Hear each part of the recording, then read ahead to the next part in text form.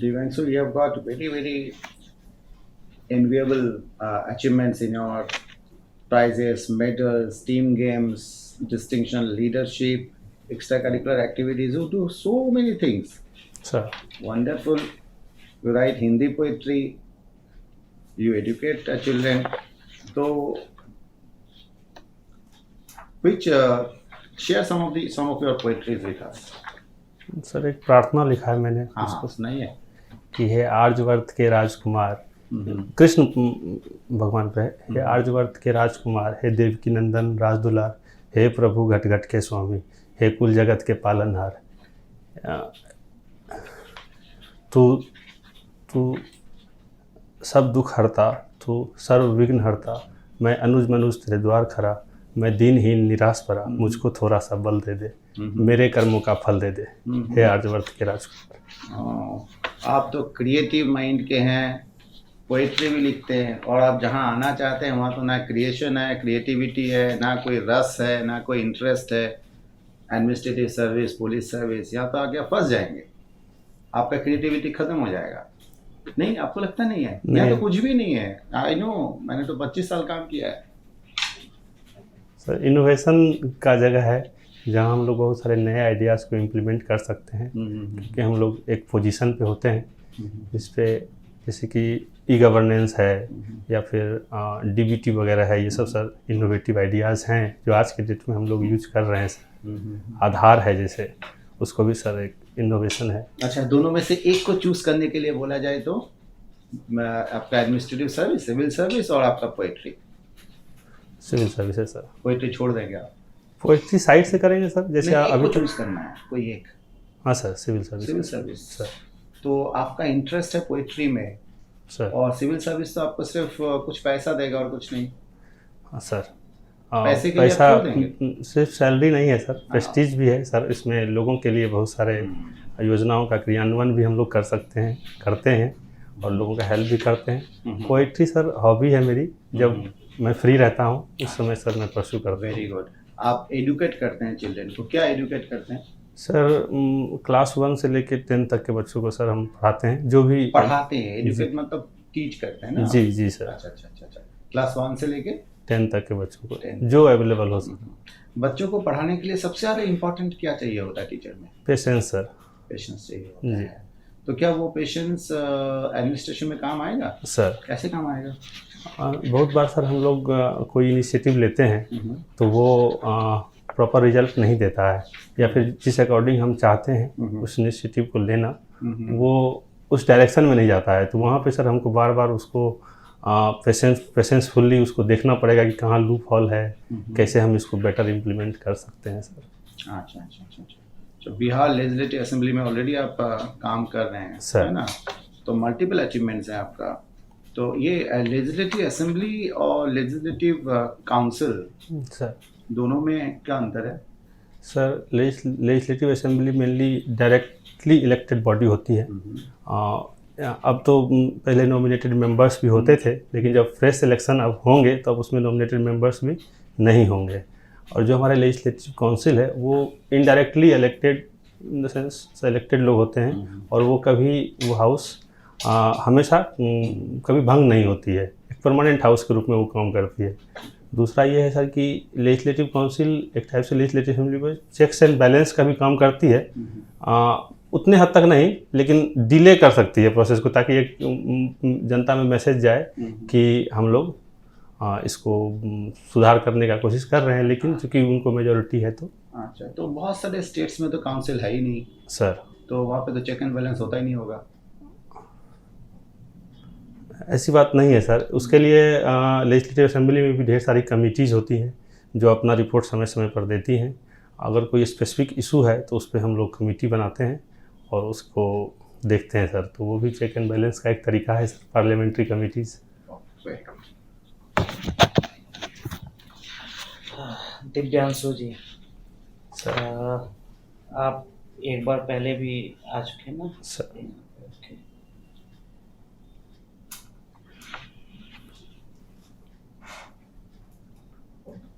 ठीक है, मुझे एक बात बताइए कि as a children of farmer, ठीक है, आपके पिताजी फार्मर हैं, तो आपको क्या क्या चैलेंजेस फेस करने पड़ते हैं या पड़े हैं अभी तक? सर मेरे पिताजी टीचर थे, अभी रिटायर्ड टीचर हैं। अच्छा तो अभी खेती वगैरह करते हैं। अच्छा अच्छा। तो तो मान लीजिए कि अगर आपके बच्चे हैं, है ना, और वो चाहते हैं कि वो एग्रीकल्चर सेक्टर में अपना करियर बनाए, सर तो क्या आप उनको अलाउ करेंगे? हाँ अलाउ करेंगे सर। वैसे वो डायरेक्टली आपसे पूछेंगे और आप उनको बोलेंगे कि अलाउ करें, क्योंकि जैसा कि आपको भी पता है कि इस सेक्टर में बहुत सारे लोग एग्रीकल्चर को छोड़कर सर्विसेज सेक्टर की ओर शिफ्ट कर रहे हैं, सर राइट? जी। तो आप किस आधार पे अलाउ करेंगे, इसके बारे में मुझे बताएं। Sir agriculture food grain production का एक बेसिक सोर्स है। अगर एग्रीकल्चर प्रोड्यूस नहीं होगा तो सर फूड ग्रेन का प्रोडक्शन नहीं होगा या फिर फ्रूट्स का प्रोडक्शन नहीं होगा।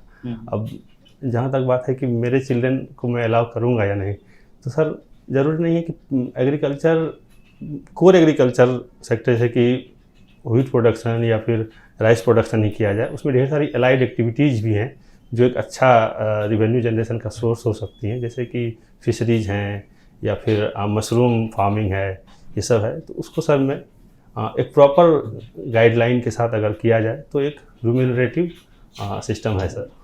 मतलब कि आप अगर वो प्रॉपर जो एग्रीकल्चर, अगर वो गेहूं और चावल की खेती करना चाहेंगे तो आप उनको मना करेंगे?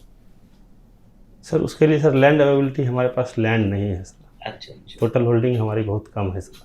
अच्छा। तो उसके लिए फिर सर लैंड परचेज करना पड़ेगा अभी। ठीक है, आप कोसी रीजन से आते हैं, राइट? सर कोसी रीजन के बारे में ऐसा आपको भी पता होगा कि वहाँ पे एजुकेशन जो है वो काफ़ी कम है और भी कई सारे चैलेंजेस हैं। तो क्या कारण है कि यहाँ पे एजुकेशन लेवल इतना कम है एंड इंफ्रास्ट्रक्चरल डेवलपमेंट भी नहीं हुआ है? इसका कारण क्या है?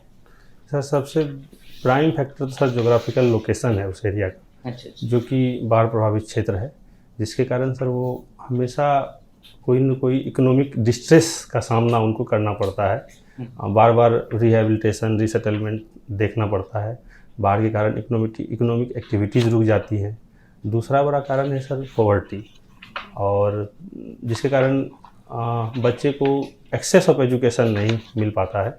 एक क्वालिटी एजुकेशन का जो एक्सेस है वो अफोर्ड नहीं कर पाते हैं। और तीसरा सर अवेयरनेस, अभी भी जो कोसी बेल्ट है उसमें एजुकेशन को लेके उतना अवेयरनेस नहीं है।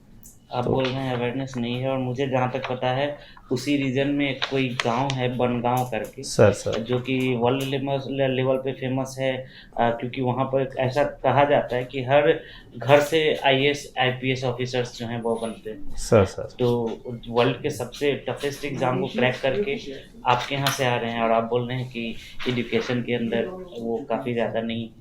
सर एक्सेप्शन सब जगह होते हैं। वहाँ अवेयरनेस है, वहाँ के लोग बाहर गए, शिक्षा के महत्व को समझने लगे, तो प्रॉपर वो गांव डेवलप कर गया। लेकिन अभी भी सर अगर मतलब वहाँ के लोग पढ़ गए, अभी भी सर डेवलपमेंट एक्टिविटीज़ की अगर बात करें तो वो सर अभी भी वो गांव उसी स्थिति में है सर। अच्छा, आपके उधर के कोई हैं जो कि वर्ल्ड बैंक से रिलेटेड हैं?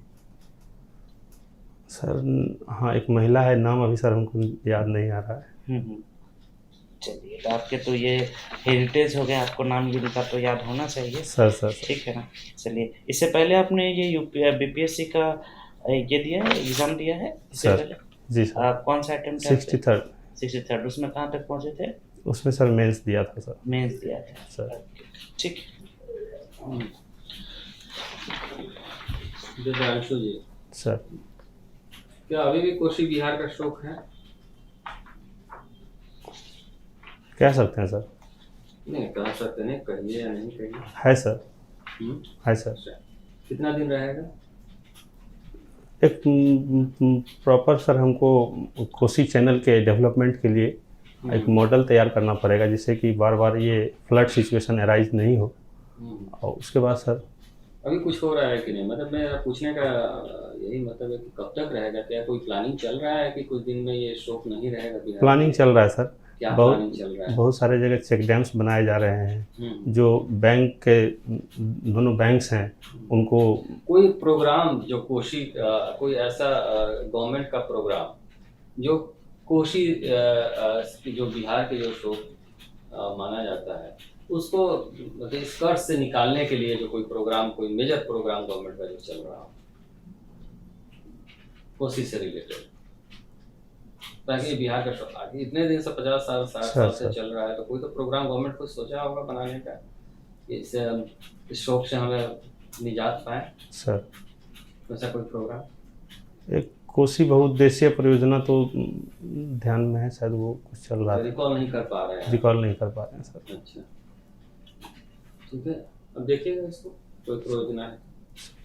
ये बताइए कि अगर फादर किसान है सर, ये किसान बिल को लेकर बिहार में शोर क्यों नहीं है उतना? सर जो किसान बिल है उसमें 3 कंपोनेंट है सर, अगर हम देखें होलिस्टिक वे में, तो जो पहला है सर नहीं, मेरा क्वेश्चन ये है कि किसान बिल को लेकर जहां पंजाब हरियाणा में इतने ज्यादा प्रोटेस्ट है, वाटर कैनन छोड़ा जा रहा है, इतना ज्यादा, बिहार में शोर क्यों नहीं है? सर यहाँ पे क्या स्ट्रॉन्ग, बिहार के लिए फायदेमंद है ये किसान बिल? सर एक तरह से देखें तो ये एग्रीकल्चर का प्राइवेटाइजेशन है, ये तो है ही, क्योंकि जो प्रोविजंस लाए गए हैं उसमें जो पहले प्रभुत्व था, जो मतलब ये था वो सरकार और किसान का था, लेकिन अभी धीरे धीरे इसमें प्राइवेट प्लेयर भी एंटर कर रहे हैं।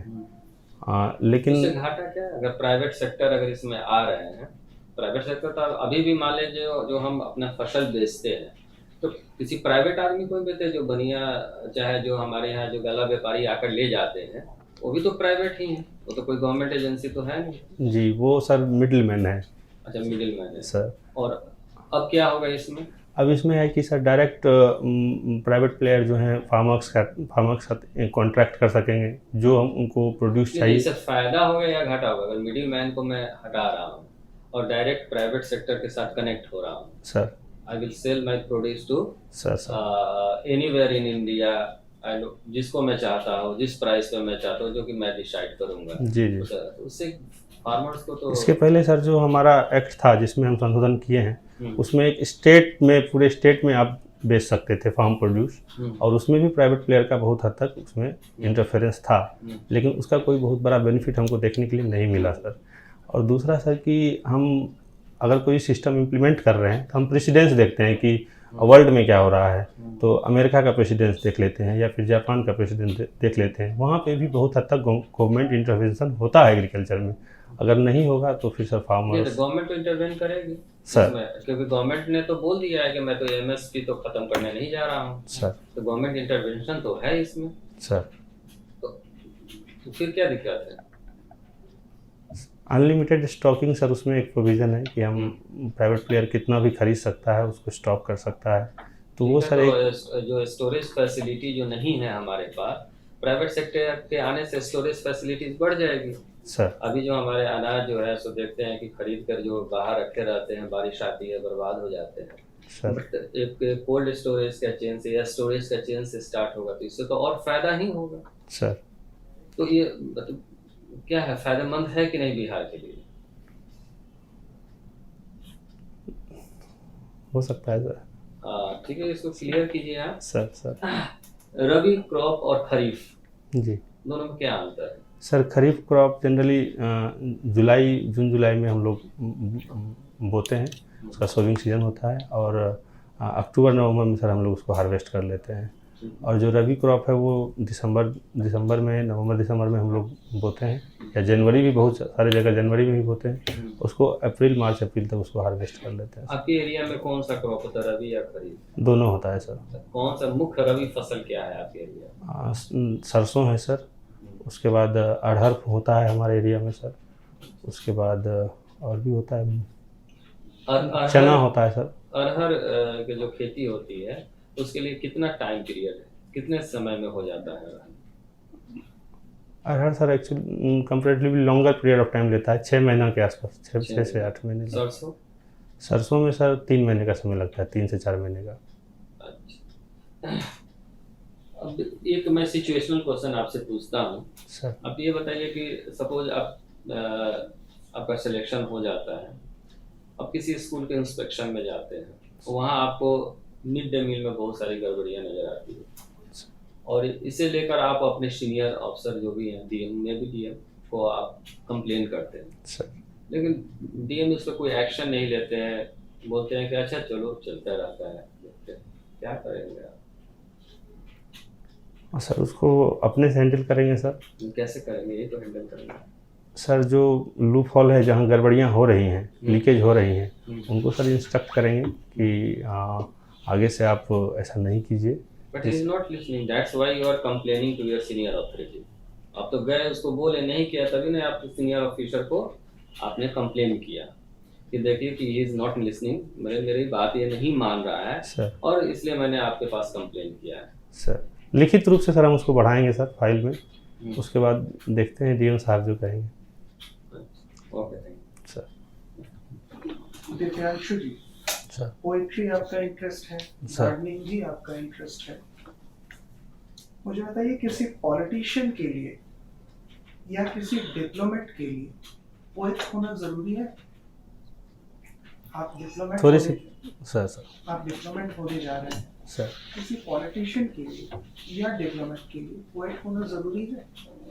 सर थोड़ा पोएटिक तो होना ज़रूरी है सर, क्योंकि चीज़ों को कहने की, और जैसे कि हमारे अभी सर प्रेसिडेंट्स देखा जाए, मतलब जो हमारे पहले के प्रधानमंत्री रहे हैं, जो भी रहे, तो ऑलमोस्ट सभी जो हैं कुछ न कुछ लिखते हैं, कुछ न कुछ पोइट्री के माध्यम से कहते हैं। उसमें एक मैसेज भी होता है, एक डिस्कोर्स भी होता है।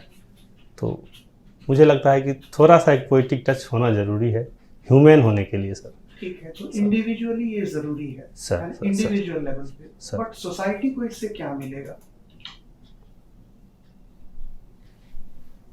सोसाइटी को इससे एक सर एक एक जो पोएट का कैरेक्टर होता है सर, बहुत ही मल्टी डायमेंशनल होता है, मतलब जो सोच उनकी होती है। तो सोसाइटी के लिए एक सर मैसेज जा सकता है कि मतलब हमारे पॉलिटिशियन ऐसे हैं, बहुआयामी व्यक्तित्व के हैं, तो हमें भी परस्यू करना चाहिए।